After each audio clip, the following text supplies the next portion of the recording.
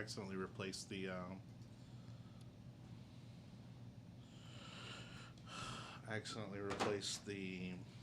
text, and so it untagged you. I'll send it to you. I'll send it to you. Untagged me here. How are we gonna do this? No, I'll send it to you. Just let's get the show started. Get the show rolling. By the way, I want to cover the squad last. You just have you have It doesn't really matter. Oh, I'm sorry. I thought this was my show. Oh, it is.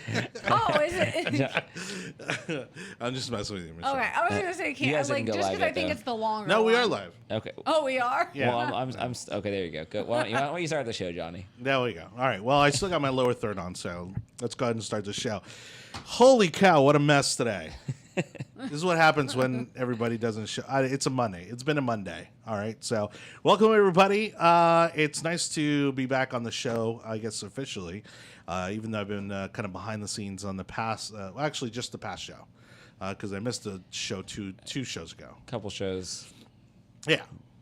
but Right. you're back. I'm back. Yeah. Yeah. So Happy to have you back. We're trying to do this thing weekly, and exactly what I feared is exactly what happened, which is people are like, "Oh wait, I have other stuff going on," and so schedules got complicated. So we're a little light staffed here on the show today, but nonetheless, we are gonna do the show because that's how things work. That's how you make these things become successful, and so you just do it live. That's right. F it. We're gonna do it live, and so.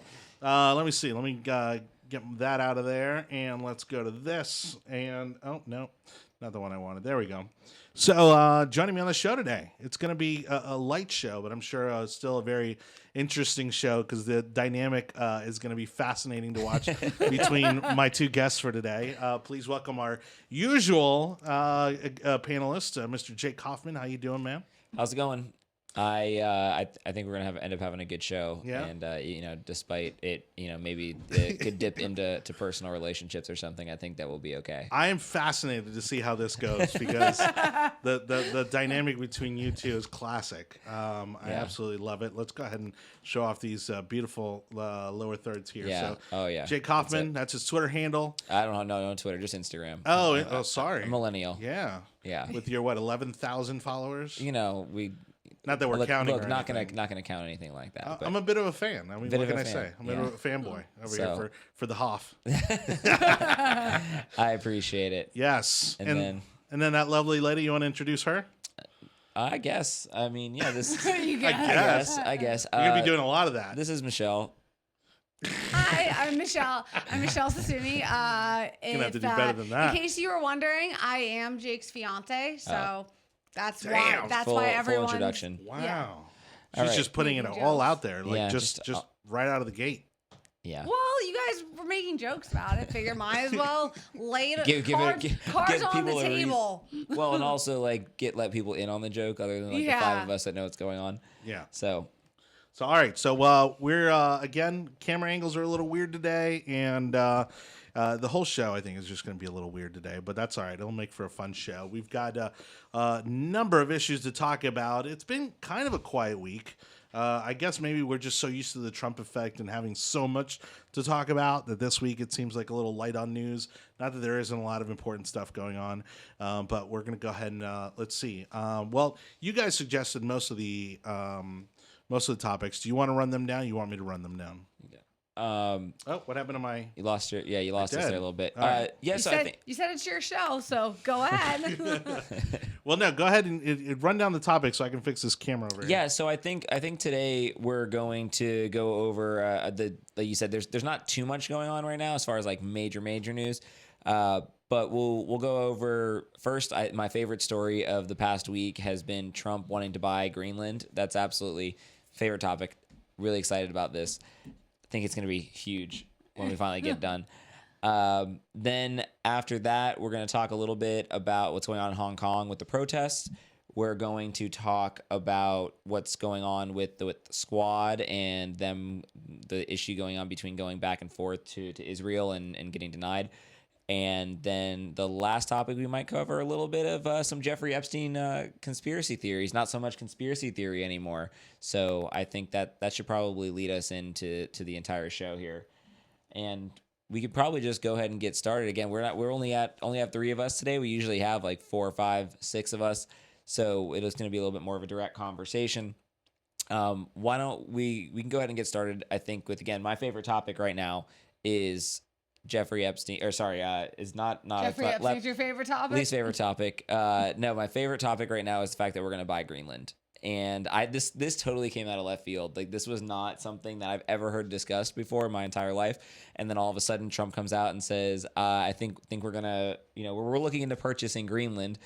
And then Greenland of course is total. There are Denmark who, doesn't necessarily own Greenland, but I guess technically they came out and said, Greenland belongs to Greenland and it's not for sale. Yeah, and it's so funny. Like, all the headlines have been like the heads of all these different countries being like, Greenland is absolutely not for sale. This is not a discussion. This is not happening. And Trump's still like, we're looking into it. It's definitely still on the table. And that's exactly what I like to hear. I think that we're out here trying to make moves as a country, and there's probably some real. It's kind of a joke, but there might be something to it. I mean, people thought it was a big joke when we were going to buy Alaska or other pieces of land like that, and I guess it does make sense from a natural resource standpoint and from a strategic location standpoint, I guess, in the global economy. But well, I mean, it would actually, purchasing Greenland would strategically and like militarily be an excellent move, because a lot of people predict that the next world war will take place due to the Arctic, that when the ice, as the ice caps start to melt, then the shipping lanes are opening up, and that land that was previously unclaimed is being fought over between the United States, Russia, Sweden, Norway, all of those, the North Canada, all of the northernmost countries. So having Greenland, which is a massive country, obviously in the Arctic, would be strategically fantastic. Unfortunately, they are a semi-sovereign and I think nation. I mean it's gonna be a lot of fun, because they've been asking other people too, like, what do you think about it? And they're like, well, he knows a lot about real estate, so we're kind of gonna just let him go, see how it goes.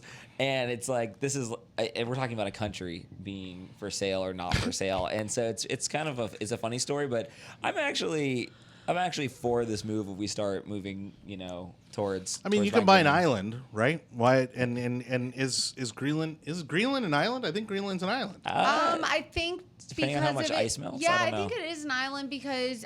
Well, I'm not sure. It's This in public school geography, ladies and gentlemen. It's in that Australia zone where Australia is Australia's both definitely an island. The Australia zone. I love that. Is it considered an island? Because it's a continent and a country. No, Greenland's up north of Canada. Yeah. No, I know that, but I'm saying Australia because I'm talking about size wise. Like, I think we're getting lost on. Is it too? On Yeah, it schematics must of what be an Greenland island. is, if it is or isn't an island. It must be. I think it's important that we. Why is it always about size with women? That's what I want to know. That's a topic. That's for a whole nother show. That's for the yard sign 2.0. It's it actually airs a couple hours later. But after yard sign after midnight. In all honesty, in this whole Greenland thing, I think it's one of the things that Trump has done very well, as childish as a lot of people may find it, and I think some reporters anyways, have figured it out, but they still have to report on it, first of all. And second of all, because he's the president of the United States, they still have to treat it as legitimate news, despite the fact that they may fully believe that he's screwing around, that he's joking, right? Because whenever things get, what you got to notice is anytime there's been bad news, negative news, right? And we're going to touch on some of these things, right? But of course, there's Epstein, there's the potential economic slowdown, there's this thing with Hong Kong and some of the missteps he's made there. He'll throw some random thing out there just to change the media cycle, right? Just to change the news cycle. And it's something I think he's been very effective at. It's like the whole covfefe thing. Like, that everyone, it's like, but that dominated the news cycle. And it's like, I don't even remember what the issue was at the time that we weren't talking about, but I remember covfefe. It's interesting, actually. I mean, I think that a lot of politicians do this. This is when you see like the reports come out at like 5 p.m. on a Friday, or you see them come out, and again, like you have some completely news grabbing attention headline, and then there's a real issue going on behind closed doors, or but they slowly release it out to the public, but then the news media actually only picks up on like the really exciting story, but the real story's somewhere back there behind it. Yeah, I mean, I think he does this all the time, just to, as kind of like a squirrel, and then just kind of make them look the Yeah. other way, and if he gets to change the media narrative even for 24 hours, it's worth it. It really is. So what did he move the news away from the last couple days? I mean, I didn't say he was successful at it on this go, but I mean, I think that's part of the new thing is to just throw so much stuff out there that it basically distracts from what the real news is. Yeah. And again, that's strategy in and of itself. I think also like this is something that like what I do like about Trump is that he's just out there being president, and he's kind of just having like fun with it and being like, so what can I do with my power? I mean, it's kind of like what every kid like dreams about. Like you get into get in the office and you're like, so what can I do now? And he's like, can I buy Greenland? Let's talk about it. And he's just trying to, he's throwing, curveballs left and right, but hey, he's having, he's just out there trying to have a good time and figure out how far his power reaches. Yeah, and or you're me on a podcast still talking about whether or not we can buy Puerto Rico. I'm still looking into that. Yeah. I haven't given up on that idea yet, and you heard it here first. Well, there's people that tend to think, especially now. Oh, what's going on with this camera? There's people that tend to think that for some reason, Republicans don't want Puerto Rico to become a state, and I think that's quite the opposite. I think most of them do. Get them on the books, get them under the same set of laws, basically clean house government-wise, because their government is corrupt from the bottom up. Sure. And and I think that's the way to get them back on track. Yeah, I think it's an interesting topic, and we kind of covered it a little bit on a couple podcasts ago. But I think the issue is that they have so much debt on the books that nobody wants to take it on. But that's actually going to probably segue us into the next topic, which is going to be a country that wants to be sovereign in Hong Kong, and they have been kind of fighting this battle for, how long now? Like 100 years? No, it's been that's not exactly like how long have they really been trying to pull away from China? I mean, it's been so the situation with Hong Kong, just to kind of have a quick history lesson. History lesson, and go over it real quick. So Hong Kong China lost a war to the British in the 1800s, and Hong Kong was ceded from China to the British. But it was never meant to be permanent. It was for a term of 99 years, which that term expired in 1997. So in 1997, Hong Kong was, to go back to China, but rather than going back, they worked out a deal, which was two nations, one country. I believe that's what it's called. Not positive, but so essentially Hong Kong is a semi-sovereign nation within, mainland, or, on the edge of mainland China. And they were, to have their own democratically, elected government. But that as well is set to expire in 2047. But the big issue is that that the Chinese are really overstepping their boundaries. They're not waiting until 2047 to take back Hong Kong. They're kind of starting to do it now. And this they're having the same issue that America did when we left Britain. I mean, there's still some piece of control from somebody that is not actually in control of your country anymore, and the people don't want China, or the people that they've turned it into semi-police state the same way that they want China to be. And you have this communist regime that's coming in, and they talk about police brutality. I mean, that's what really sparked this, is that you have a communist regime that is enforcing military style policing on citizens of Hong Kong, and they're like, well, these aren't even first off in the people that we even want to listen to, because we're talking about a country that's not our country. And so you're seeing a complete revolt and uprising and protest millions of people in Hong Kong right now that are essentially just fighting for freedom. I mean, they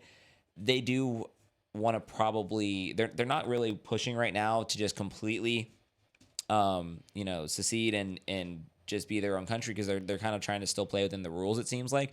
But I would have to imagine that the majority of people protesting would like very much that, because what they want right now is they want to have democracy.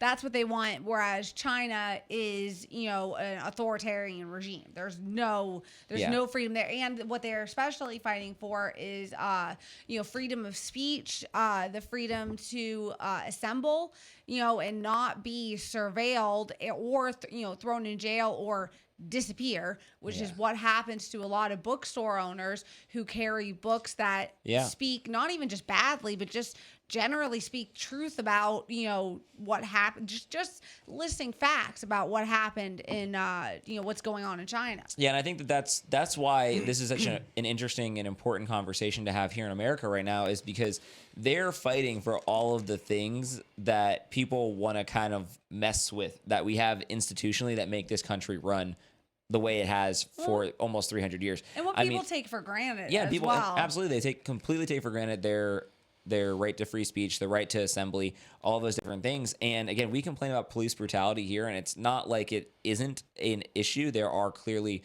problems around the country with, the way that, police handle a lot of situations, but it is not even close to what you're seeing in countries like Hong Kong and in Venezuela and stuff like that. I mean, that is what real fascist, communist, authoritarian regimes do with their police states. They keep people down. And then, so, it's amazing to me now that we have to have a conversation trying to defend a lot of the simple rights that we have as Americans. And they are so desperately wanting to, they're over there. We have people here kneeling against the anthem. They're over there singing the anthem. They're over there, reciting like our Bill of Rights. They're using our symbols of freedom. I mean, like they want what we have here desperately, because they know what it's like over here. So, I mean, it's a fascinating thing to watch if you're not watching international news right now. But this is, what it looks like when you have Chinese control over a country that wants to be free. And I think, it's important to, mention that. So the specific piece of legislature that caused the, was it 5,000 people that took over the airport, if not more than that. I'm not sure. But there were people, protesting in the airport in Hong Kong and grounded planes for, 2 days. So that's, an incredible, show of protest. And they had to use Tinder to be able to organize, because if they were using other apps like Facebook or China doesn't even allow Facebook, other apps, they are so heavily monitored. And they actually, I just read this earlier today, they've actually, the Chinese party has been going in and basically spreading misinformation on top of that within Hong Kong, and Twitter and Facebook have had to go in and delete a bunch of communist pages that are spreading propaganda on that side of it. So you have this fascinating dynamic of what's going on, where like you have people who want to be free on this side, you have a communist regime on this side, and then you also have like all the new technologies that we have that both sides are trying to use to their own advantage, and it's just a fascinating thing to watch. I mean, it really. It shows you the power of social media, and also what the power of that social media is if it's in the wrong hands, and if the government has too much control over it. So all these people that talk about, especially on the left, that talk about, Facebook needs to be regulated more by the government, like should they should the government be stepping in and essentially telling Facebook and other social media sites what to do? It's like, that's a scary thing, because look at China, and you have people that are they're afraid of what they post, because China can just can take them. And that's actually the legislature that caused all these that really sparked this recent wave of protests, was that they worked out a extradition treaty, or an extradition like clause that would state that people in Hong Kong, which again, semi-sovereign nation, could be extradited back to countries like Taiwan and then Taiwan, Macau, and then the big issue is obviously mainland China, because you don't want to be extradited to a country where there is no due process, there's no faith in the legal system, and it's just and if you end up there, you're more than likely to be executed. I mean, they execute like 2,000 people a year. And isn't it amazing that the countries that we're looking at in full crisis mode right now and everything, again, they're begging for the rights that we have here, and then we have large swaths of people in this country trying to break down a lot of those rights that we have. And I mean, I look at stuff like, and this is the prime example of why you want to keep a Second Amendment around, and you want an armed citizens group, so that somebody who's another country coming in and telling you what you need to do and what you can't do, and sending military to your on your shores. It's like you want to have an entire group of people armed, able to speak freely and able to protest freely and all those type of things. And these type of things it's much, much more difficult to happen. All right, real quick, now that I got my camera situation figured out, we, of course, want to thank everybody who's watching. I want to, we've started to get some regulars in the comment section. So thanks to you guys who, again, are participating in the show. Amy, who we've had on the show, she says y'all need to get on Twitter. She says, that's where all the fun happens. And she wants us to talk about some establishment Republicans and all the chaos they're creating by not falling in line. So do you want to speak at all about that, Johnny? Or well, let's we'll get to that. Okay. It's, because I think that's going to go on. That'll come up in some of the other things that we're going to talk about. Okay. Let's see. Let's see. Christopher says, how did you find out that the Chinese were using Tinder? I heard. That's funny. I heard reports about that. There's people out there that have set their distance to 5 miles around Hong Kong because they're going on a business trip. I don't know. I haven't done any business trips to Hong Kong recently. I'm just over here speculating. There you go. That's all. And then let's see. Amy, of course, says, if the question starts with should the government, the answer is always no. That's an easy way to boil it down. Should the government get out of the way? Well, you know what she's trying to say. I know what she's trying to say. I'm just messing with her. All right, Being so difficult. let's move on. Let's see to the next one. Did we talk Epstein? We haven't talked Epstein yet. Okay, because I was fiddling around with the cameras. Yeah, speaking of fiddling around, Great segue. Great segue. So this is. I'm gonna put your name up for that one. Yeah. So Jeffrey Epstein. This is actually probably the biggest story in the country, and it should be the biggest story probably globally. I mean, there is a massive child sex slave ring of pedophilia going on in right here. I mean, like where I'm from, Palm Beach County, basically, is like it's ground zero over there for this. I mean.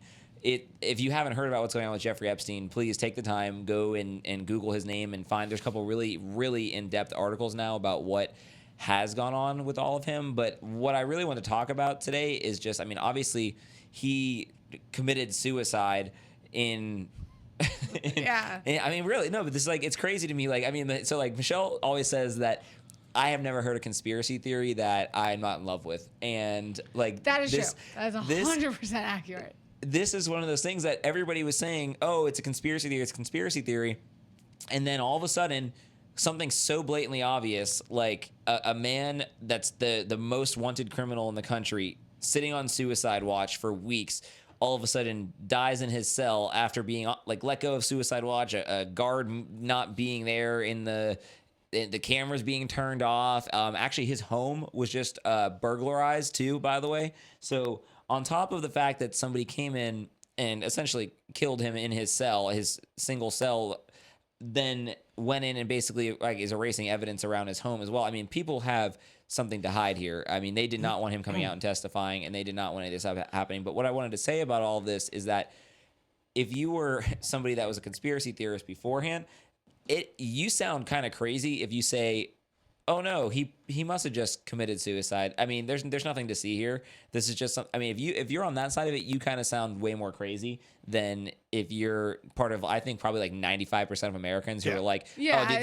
this is mafia style killing. Well, that's what. Yeah, there was a comedian I was watching. I wish I could remember his name, but he was like, he's like, if you don't believe any conspiracy theories, he's like, do you really think the government's batting 1,000, just batting 1,000 out there? It's like, no, like it's like there's no way. And it's like, so yes, I do, but for the record, I do think that there's a lot of conspiracy theories that do have do have credit, but I just don't believe every single one like some people.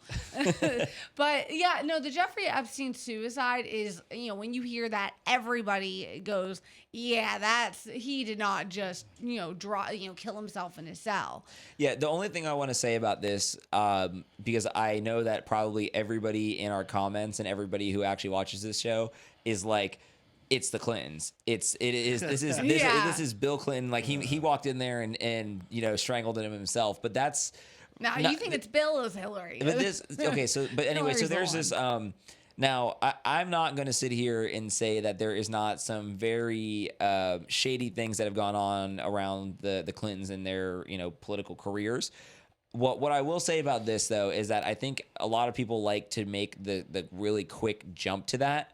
And in this situation, we are talking about an entire criminal ring of people, and the media is trying really hard right now on the left and on the right to try and say that Trump is somehow involved, and they're trying to say that Bill Clinton is somehow involved, and they're trying to basically arguing back and forth on who's more involved, who spent more time on the island, who spent more time on the plane. But look, the real controversial statement here is it really that audacious to think that they couldn't have both be involved, right? Let's feed this. Let's put some more fuel. Let's put methane. Let's put jet fuel on this fire, right? Because let's remember that the Trumps. Good example, jet fuel. The Trumps used to hang out with the Clintons quite a bit. A lot of pictures of the Trumps and the Clintons hanging out, and they were tight until they were tight. They were tight. They were very, very close friends. But this is the thing. This is what I want to say is that I think that there's a lot of other people involved, and if you think that it's just one family or two families that are just pulling strings up there from DC or something, I mean, the amount of people that wanted this guy dead, I mean, it is vast, and there are a lot more people who are possibly involved in that have the exact same abilities and power around getting in there. And so until I see something really genuine as evidence of these things all being tied together, not pictures of them 20 years ago or this and that. I mean, it's fun. Let me tell you something. It's fun. It is fun to sit here and put all of them and try and make a little, go up on the board and put a thumbtack on them and put a thumbtack on here. Yeah. And just pointing them on how they're all connected. But reality is that there's a lot of people that wanted this guy dead. And I don't believe for a second that it was a suicide, but I'm not going to immediately attribute it to Bill Clinton either. What do you guys think about Trump retweeting that conspiracy theory tweet? Like that he tweeted. I think he loves it. I mean, again, you got to realize that what Trump is good at is media attention, right? He has mastered it for the past 40 years. Right, this guy has been in front of a camera for absolutely no reason for the past 40 years until he became president, right? And I think when he sees stuff like that, he understands the media value in perpetuating information like that. Now, is it irresponsible as a sitting president to do so? Absolutely. But again, this guy completely and Johnny, he completely rewrote the rule book on politics. And Johnny, but you know what? That's why you're an establishment Republican, like we were talking about, and you're over here and you're like, oh, he shouldn't be doing this. But no, genuinely, I mean, I think it's to jump into the next point. I think it's important to actually address what Amy was talking about with this establishment Republican versus Trump Republican thing that's kind of going on. There are people who are on both sides of it. You have the people who have only come into this party because of Trump, and then you have the people who have left the party because of Trump, and then there's a whole bunch of us that are in between, still here, still working, still trying to make sense of it all and move the party forward. But to her point, I think that there are people that have come in and that they're going to try and run back for seats that take away from what he's done as well. Yeah, and like so something that talking about the establishment Republicans, it's is in people falling in line for Trump. It's interesting because just recently he tweeted or he was talking about Fox News and he was like he was like I don't like what's going on over there. He was like there's just he was like it's not good. Fox has changed. It's not the same. And he was like and the woman who gave Hillary the questions in the debates, he was like she's there, and he was like now she's there, what's she doing on the network? And it's just interesting that he's kind of coming out and saying like, hey, I don't really like what Fox has been saying recently, which I think it had to do with them saying that he was down in the polls. I think it's all show. Yeah, I think it's all theater. Do you think he's playing 4D chess like everybody else? Or are you on yeah, I don't know about this one. I think because Jody said this on a couple of podcasts ago. She said that I think Cassie did actually. Cassie said that he's playing 4D chess all the time. I'm not sure if I believe that. I don't know. I think with the Fox News thing, he really just does. I don't think he doesn't like hearing bad things about himself. He can't stand it. And I just think like for Fox, it's like But he also knows that a rivalry like that, right? So like a fight breaking out between him and Fox is again going to change the media narrative. It's going to change the news cycle. People are all of a sudden going to talk about the fallout between Fox News and Trump. And so what does it do? It distracts from real issues. Yeah, but I think but I guess more like what concerns me is that the media, so like Fox News, is out there going, and like they're going to hear that, and whether his intention was just to distract or not, they're going to hear that, and they're going to go, okay, maybe we need to change the stuff that we're saying, because they have done that for Trump in the past. And they were just talking about this and on another and then show. It's like they're going to end up they're changing. They're doing everything they can to be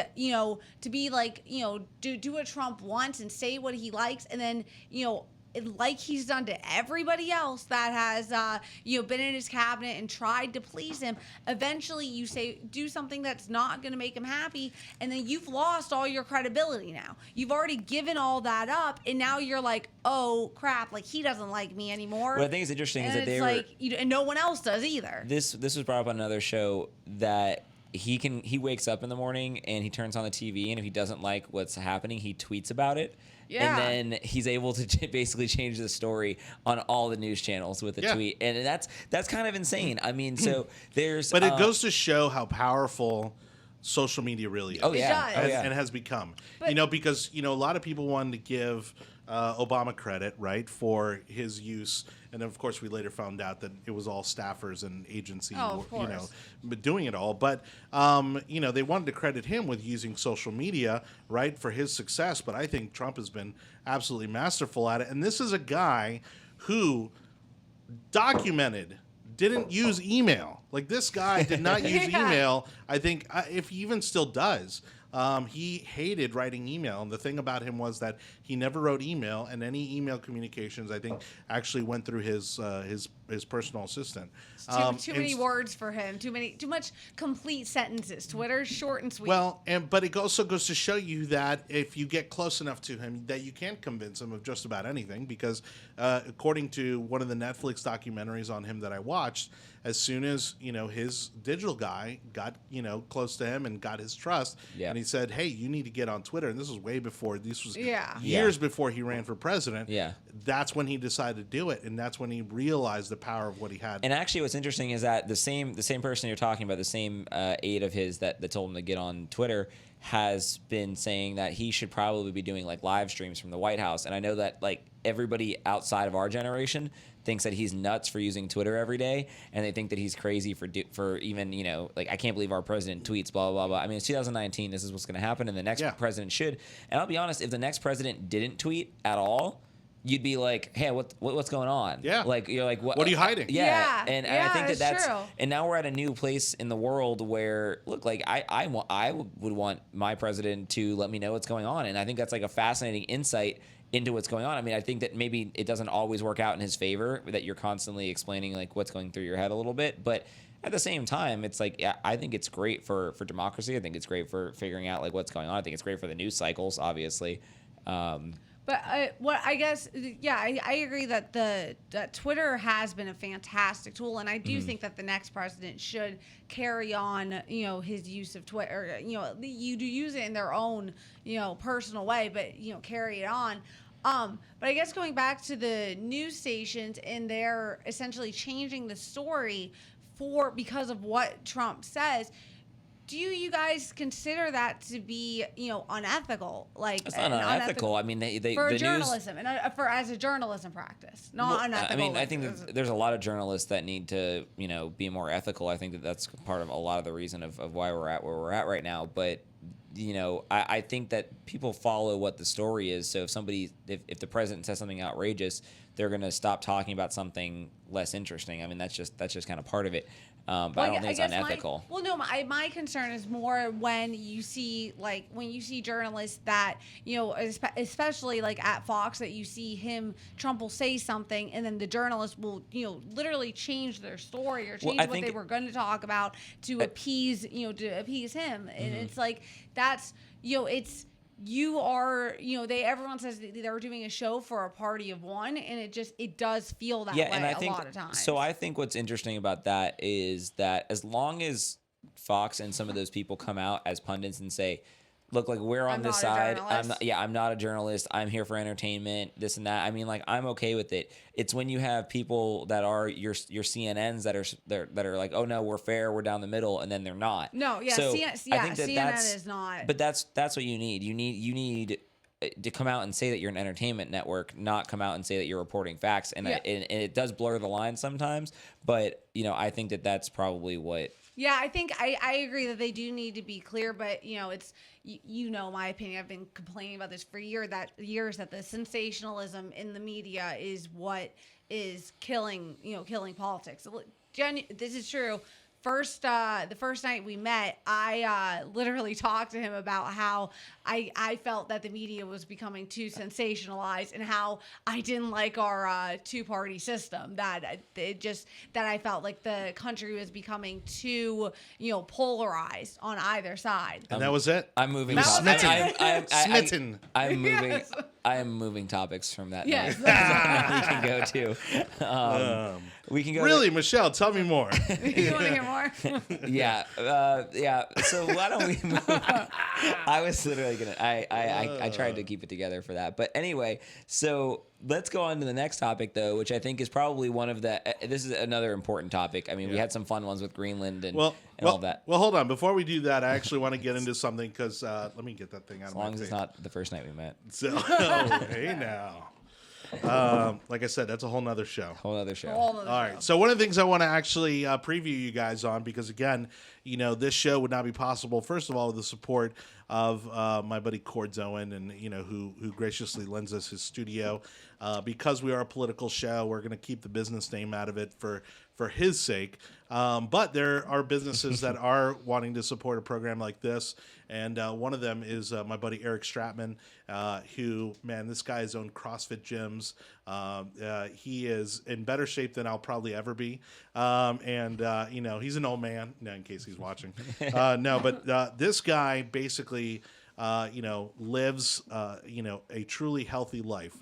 And so not only do I have a lot of respect for him for that, because I have no discipline when it comes to that, and it's something that he's going to be helping me with.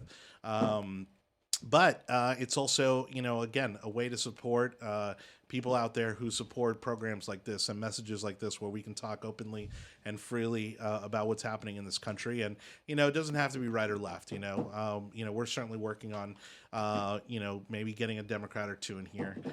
Maybe. Yeah. We're thinking about it. But Critical Link Health is going to be coming on. We're probably going to have Eric on maybe next week or certainly soon. Critical Link Health is a company making these kind of nutritional products. I know that doesn't look salesy at all. Johnny just turned into an Instagram model, I know. guys. Yeah. That's right. He literally just teed it up. You like that? Hey. So Critical Link Health, again, is going to be sponsoring this show. I'm incredibly excited to have Eric and this product on board. If you want to check them out, if you're into that sort of thing, what these products can do for your lifestyle, check them out at criticallinkhealth.com. And then if you put in yard sign in the discount code, magic happens, and your total magically becomes less than what it should have been. So the only other plug that I'll do, since we're doing plugs in the middle of the show now, which is I think a good thing to do, just throw it in the middle. We've actually just recently got not all of the details, but much of the details for hosting the Florida Federation of Young Republicans Quarterly, which is going to be coming up at the end of September. So September 28th, we're going to be hosting a pretty awesome gala with some. I can't name any of the speakers that are going to be there. Hopefully, we're going to have some really awesome speakers, political speakers that are going to come out and talk during this thing. But we're going to be looking for sponsors for that as well. So if you like what we're doing, if you like being involved with the Young Republicans and all that, there's sponsorship opportunities there. Reach out to us privately. We also have tickets up on sale online as well. But so now that we've got our fun plugs, like we have a really official show that has sponsors and stuff now.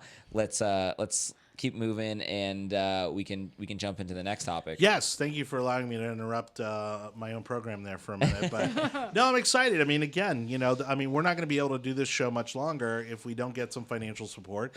And one of the ways that you can support the show is by supporting the people that support us. And so, it just works that simple. You want to be transparent about it. All right. So we talked Trump buying Greenland and Jeffrey Epstein, Hong Kong, and should we go for the fun topic or the slightly more serious topic? Why don't we go a slightly more serious and one that was some fun? All right. So the squad, AOC, Ilhan Omar, and Congresswoman Tlaib. I guess they're all congresswomen. Of course, in my opinion, have kind of masterfully executed this political stunt in whether or not they were going to go to Israel. And then Israel, they alleged, prohibited them from coming based on a tweet, as we were just talking about, by President Trump. Congresswoman Tlaib, cried wolf, saying that she wanted to go visit her grandmother. And so when Israel said, fine, come on over, come see your grandmother, because she lives along the West Bank, she then said, no, forget it, I'm not coming. And so obviously this is now turned into like an international debacle of he said, she said. And so, to me, if I think the president had every right to say what he said, and these are women that continually speak against the nation of Israel, speak against one of our closest allies, and they continue to demonize the nation of Israel. But I don't know. How do you guys feel about it? So I'll speak to this because there's a few things. Like I've said this on the show before. They're probably, again, my least favorite people in Congress, and so anything that I even say that goes to somewhat defend them, I'm not that happy about. But what I will say to them here is that I think that when you see countries that will not allow people in because of what they're going to say when they get there, it becomes a very dicey situation. I don't blame, again, like you said, the president for saying what he said and then kind of like winning some of the political war that goes on with it. But when you don't allow sitting congressmen and women to go into a country, it starts to border on some very strange ethical boundaries. I mean, you don't see that in the United States, like where we don't let somebody into the country because of what they're going to say. Yeah, and it's an ally. Not like we're an adversary. Yeah, and like so that's what's great about this country is that you can come in here and you can say all the terrible things you want about it, and yes, some people might tell you to get out of here, but you're allowed to say it, and they shouldn't be afraid of what's going to be said. Now, at the same time, I don't like seeing what they're doing from a political standpoint of like I think that they're kind of just using it as another like pawn in the bigger strategy they have. I think that they are fairly anti-Semitic. I think that there's a lot of bad things that come out of their mouths surrounding Israel for the BDS movement. Yeah, as well. I mean there's a lot of stuff that I dislike about that. So that bothers me a lot. But then also on the other side of this, I don't like it when countries don't let people in to, or like they start playing political games with who's going to be allowed and who's going to be not, especially if they're an elected official. Well, yeah, because if a Republican congressman or woman wanted to go to Israel, they would likely be allowed. I couldn't imagine them saying no. But I guess unless they supported the BDS movement, but even still, it's it's very problematic to say, no, you support this movement, you can't come in, you don't, like, you don't, you're fine. And But I mean, granted, I don't. I mean, we can get into the BDS movement a little bit. But this is the thing: they are not representatives of this country to the nation of Israel. Yeah. We have people whose job that is, which is to represent the United States in front of the nation of Israel, including our president, right, and ambassadors and all the such. So again, for them to want to leverage this opportunity for political gain, I think is disingenuous, and I think everybody's seeing right through it. Yeah, I do think it's just disingenuous. To your point, I completely see how it's disingenuous, though. They're doing a lot for political reasons, and political reasons I disagree with. But again, I think we kind of see like there's a lot of bad acting on both sides right now, I think. Yeah, I absolutely agree with that. And my I guess that's something I'll say about Israel is that Netanyahu, I don't like him as a leader for Israel, and he's damn Jake. Well, you're gonna let that happen? No, this is how we're gonna end up in a whole conversation. That these are the conversations that happen for like 4 hours at a time at my household. Very true. And 2:30 in the morning. At 2:30 in the morning, much. where we sit around and we're arguing on how to solve the Middle Eastern problems in this situations. Where we're trying to like redraw a map and like this is how things should be. Yeah, so I'm not touching it right now. Well, all I was gonna say is that Netanyahu, it's like anytime that Israel has a good point, and it's like they're in the right in a situation, then Netanyahu will go and just take it a little too far, and then do something that ends up making the left or the opposition look very like he makes them look like they're able to play the victim role very easily, and it's just it's frustrating. And also with his his corruption charges, it's like people. It's hard for people to end up, supporting Israel if they don't know anything about, the situation. If they're just looking at it, he's a tough leader to just get behind. That's all I'll say. He's just, I guess you could say he's prickly, like in the same way that Trump is. I mean, I don't know where to go with all this before I get us lost into a long well, thing.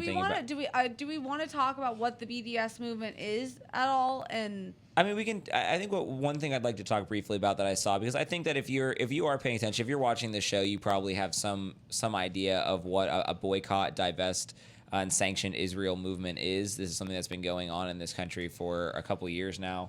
It's gotten more popularity because of the fact that we have people that are openly supporting it in Congress right now. So it's gotten a little bit larger, but I think that there's something that has been happening around the world where we're starting to like go in the complete opposite direction than you want to see it go. And I was just reading an article the other day. I think the EU is currently trying to add warning symbols and warning signs to products that are made from Israel, and that's a huge win from the BDS movement. And so it's like you're basically putting a gold star on. Yeah. That's exactly what I was going to say.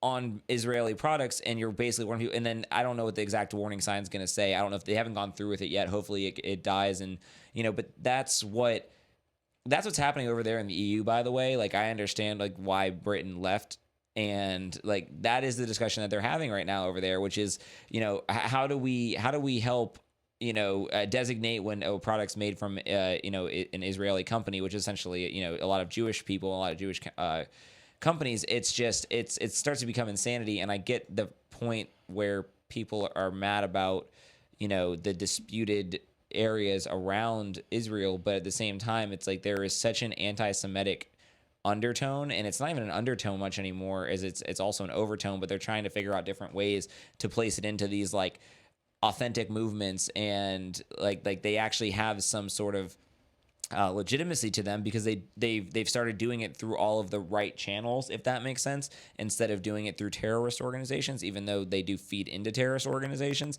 It's that's what we're seeing right now with the BDS movement and all that type of thing. And it's just like it's a long topic. It's very long-winded. I think maybe we probably need to spend a lot longer of a time kind of discussing it. But it's like that's what's going on right now on the other side of it. I was just gonna say, I think what's really problematic too is that the media is not covering the part of the of the BDS movement and the part of the anti-Israeli sentiment that is, they're saying, oh, Israel is occupying Palestine and it's terrible and the Palestinians are victims, but they're leaving out the part where the Palestinians have formed terrorist organizations and are committing acts of terrorism.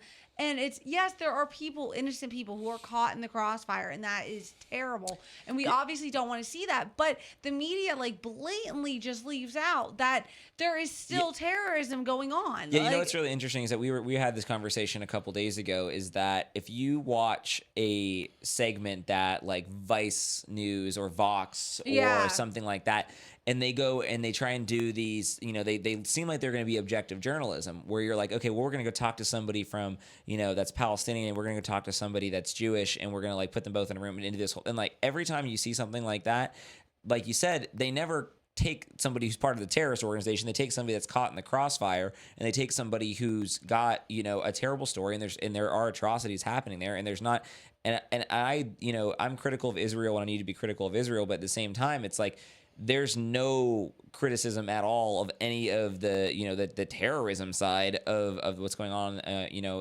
on that side of this argument. It's like you don't see that covered do no at all. Wrong. It's like and you also, I think at this point it's irresponsible of the media to not cover those aspects and to not, they make it seem like it was just Palestine was living there, everyone was fine, and then all of a sudden Israel came in, took the land, and that's that. And it's like, no, there was a war, and it's, Israel did win that war, and it's just, that's what happens. I mean, I guess nowadays, the things that the United States have done are all considered to be everything's up on the evil. table. Yeah, everything's up on the table. This is why we have to buy Greenland, by the way, because if we were to take Greenland, 30, 40, 70 years from now, we're gonna have to. I'm good. I'm stopping myself right there before I just take us on a rocket ship to offending down a people. rabbit hole. No, I in my head I had a lot of things to say, but anyway, I'm gonna make you take over an Evil's corner. Yeah, or an Evil's attic. Yeah, no, I'm not having. I'm not going to take an Evil's attic right now. I'm sure he's going to come back at some point. And he can talk about all this stuff. Speaking of our show regulars, I do want to send my apologies to Jody because she wanted to start at 7:30 today, and I was trying to get out of here a lot earlier because I got to go way across town. And I said no, we're going to try to get started at 7. And just didn't expect a lot of things that happened today to happen, and so we got started at 7:40. So I feel bad because I know Jody would have been great on the show today, as she always is, and so I just wanted to publicly apologize for not encouraging her to come and be on the show anyways. Yeah, and I think we probably can kind of wrap up from here now. I think we're probably approaching an hour at this point. Well, yeah, the other news is Trump coming to town. We can kind of wrap up with that. Yeah, I think that what he's coming, is it this Thursday all of a sudden? Just jumping in, announcing it 4 days beforehand that he's going to be at the convention center doing a women's event, actually, is that's like Women for Trump. Yeah, well, and just inside baseball, this is going to become more common as basically the White House becomes more of a what happened here? Something happened with with my screen as the White House, again transitions back into a campaign. Where you're going to see a lot of these kind of last minute rallies, and it's going to be all very strategic, depending on where they think they need help. This may be a reaction to the polling that came out saying that Trump, hypothetically would be 9 points behind Joe Biden. And so this might be a reaction to that. But again, wherever this guy goes, I mean, he just has thousands of people turn out. And so it'll be exciting to have him back in town, especially in Tampa, which, again, a lot of people see us as kind of the third tier of major cities, here in Florida. And so for him to come as often as he has, I think is pretty exciting. Yeah, it's definitely exciting. And I'm sure that the convention center is going to be packed. I don't know if the Tampa Young Republicans are going to be involved in any sort of way yet. Maybe someone will reach out. And then past that, I'm going to plug our other event that we have coming up on not today, Monday, but next Monday. We will be making a triumphant return to the Barrymore Hotel downtown. And let me get your lower third up here. Yeah, give me a nice lower third there. Yeah, for the Tampa Bay Young Republicans, you can go to tbyr.com, which is absolutely not updated right now, so I need to put all this stuff on there. But we're going to be having State Attorney Andrew Warren is going to be coming. It's okay. He's a Democrat. It takes a little bit for it to kind of roll off the tongue. Yeah. Well, I mean, he's a state attorney, so it's. I know it's not partisan. It's blah, not blah, supposed blah, to be blah. partisan, Johnny. Okay, now we're gonna have people asking why I brought a Democrat to one of the events. Dude, we used to do it all the time with the mayor. It'll be fine. Well, but People were mad about that. People yeah. were like, "Why are you bringing a Democrat?" So this is the thing, though, is that we actually. So actually, while we can talk about you don't this, have to defend it. I'm not going to defend it. I will say though is that we did try and get Jeff Brandes to come as well, and he wasn't able to make it. We wanted to have a two-sided conversation on what's going on right now with the criminal justice reform implementation of Amendment 4. And but there's a lot of other things going on in the state of Florida right now with that. So he's going to be coming and speaking Monday at 6:30 p.m. You can. Well, Brandes only shows up if you pick him up like in a Tesla or something. Well, I'm not going to. I'm kidding. I'm kidding. Anyone who I'm kidding. Or it has to be an automated vehicle or a scooter or something cool like that. Like that's just how Brandes rolls. Yeah. So we're going to be doing that on Monday. So if you are around on Monday, we're actually going to start doing our Tampa Bay Young Republicans meetings on Mondays, on the fourth Mondays now, because the Barrymore Hotel has been so gracious to us. And we get to help us out, and we're going to be moving after many, many years, Johnny, of you having us. I know. On Tuesday evenings, the fourth Tuesday. It preceded me. I didn't set the fourth Tuesday. Yeah, that's decades. And so I am over here. History you are changing. I am over here just throwing wrenches in all of it, and we are going to start meeting the fourth Monday of every month now. Fourth Monday of the month, everyone. And then that also might change the day of this podcast too, because you're fundamentally changing the Young Republicans. Fundamentally, just screwing everything up. I guess. You've changed. I've changed. So. That's what's going on right now. I think did you lose our the TBYR stream is having some issues for some reason. So. All right. Well, then just to finish up, the podcast might be moving to Tuesdays. Yeah, we're obviously building an audience, but I think we're still at a point where we can move it. There's still elements I'm working on, an intro, website, all that jazz. And so, again, I love the regulars on the show. I want to keep the dynamic going. And, again, with the meetings being on Mondays, we'll probably shift to Tuesdays. I think that makes the most sense. My Tuesdays are going to open up unless they don't. And then in that case, we may end up having to move as far down the week as Thursday. But or we might just not do it that 1 week that we have Tampa Young Republicans meetings. Yeah, we might just maybe be a 3 out of 4 week. Or I'll podcast. just replace all of you for that week. Or you just do it yourself. I mean, yeah. So. And then again, last plug is going to be for the Florida Federation Young Republicans Quarterly. We are going to this is going to be a pretty major event. It's not going to be quite at Trump levels, but I think it'll be one of the bigger Republican events in Tampa in a long time. And then that's going to be happening September 28th, and we have tickets on sale. But once all the details comes out, we'll have a full agenda, and tickets will be available on our website as well. Hey, nice job. All right. Nice job with the plugs. Thank you so much for being on the show. Any final thoughts, Michelle?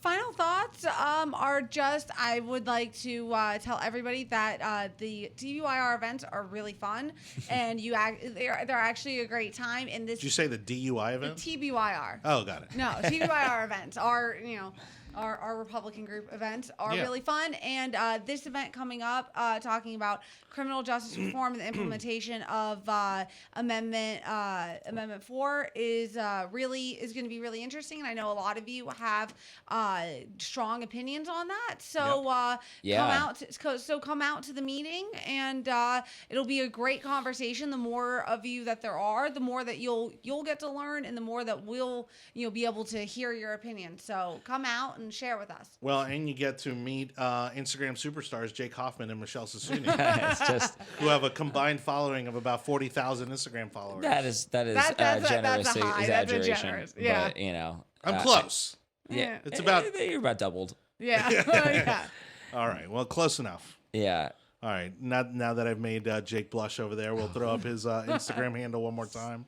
Go follow that sexy man on Instagram. Thank you so much to everybody for watching. It's been The Yard Sign. And again, Facebook.com, The Yard Sign is where the show lives for now. Again, website and the audio version of this podcast, all kind of in the works. Sorry, it's been a little slow to develop, but we'll get there. Hopefully, over the next couple weeks, we'll start get more of the regulars back here on the show, and we miss them dearly. But again, these are some of the challenges when you start to go weekly. Again, feel free to message us. Feel any show ideas, topics, questions, and for those of you who are in the Tampa Bay area. If you're interested in being on the show, we'll certainly consider it. Just shoot us a message, again, through Facebook. And also, make sure to follow the Tampa Bay Young Republicans on Facebook and Twitter and online at tbyr.com. And the final thing that I'll say about that is that I will not be here for like 3 weeks out of or so. So we're gonna need to fill some seats while I'm gone. Well, and that makes me the sexiest man on the show after that. So I'm okay with that. It's gonna be. I think it's a low bar. I was gonna say. Point. Well, I was gonna say, make sure Neville hears you. Make sure George hears you. Make sure Joe hears you. Make sure that they all also get to hear that clip. I'll cut that clip up for all of them. There we go. Yeah. All right. Thank you everybody for watching, and we'll see you next Monday. Have a great week, everyone. All right. Say bye. Say Bye. Bye.